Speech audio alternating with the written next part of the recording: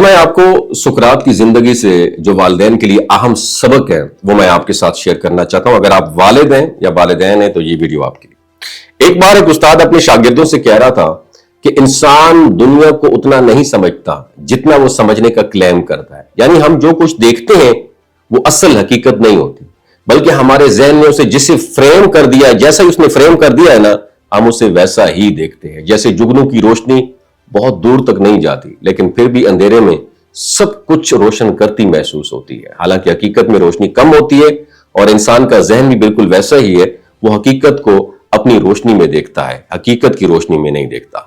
सुकरात के बचपन की कहानी मशहूर है। सुकरात बहुत देर से सोते और सुबह देर से उठते थे।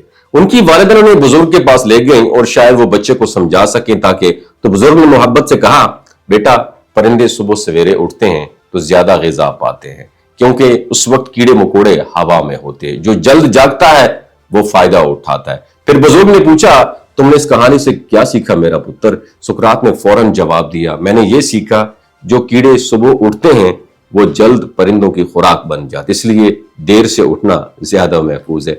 तो बुजुर्ग मुस्कुराकर रह गए। उन्होंने कहा, यहां असल सबक ये नहीं था बेटा कि जल्दी उठो या देर से उठो।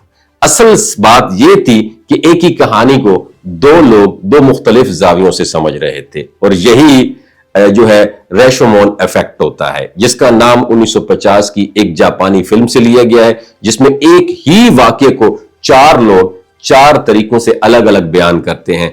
बात करने का मकसद है, हम रोजाना अपनी जिंदगी में यही करते हैं। हम हकीकत को वैसी नहीं देखते जैसे हकीकत वैसे होती है, हम उसे वैसा देखते हैं जैसा हम हैं। हमारा जहन, हमारी यादें, हमारे जख्म, हमारे जज्बात, ये सब मिलकर एक जाती हकीकत बनाते हैं। इसलिए दो लोग एक ही बात सुने लेकिन मतलब मुख्तलिफ निकालेंगे। एक शख्स कहता है, मैं सिर्फ समझा रहा था।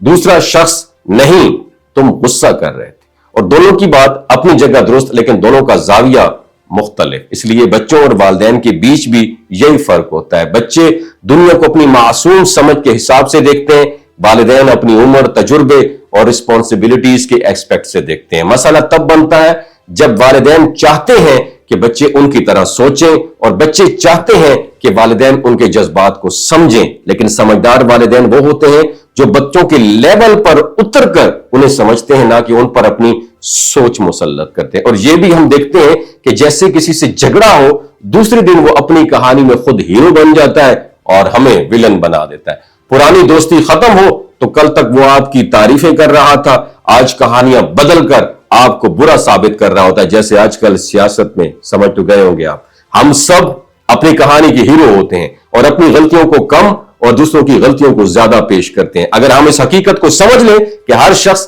अपने एंगल से, अपनी नजर से देखता है, अपनी समझ से बात करता है, अपने जज्बात से रद्द अमल देता है, तो हम इल्जाम देने के बजाय समझने की कोशिश करेंगे। और जब इंसान दूसरों के जावियों से देखने लगता है, रिश्ते मजबूत होते हैं, फासले कम होते हैं, दिल साफ होते हैं। और असल समझदारी यही है कि सिर्फ अपनी कहानी न सुनो, दूसरों की आंखों से कहानी को दोबारा देखने की कोशिश करो।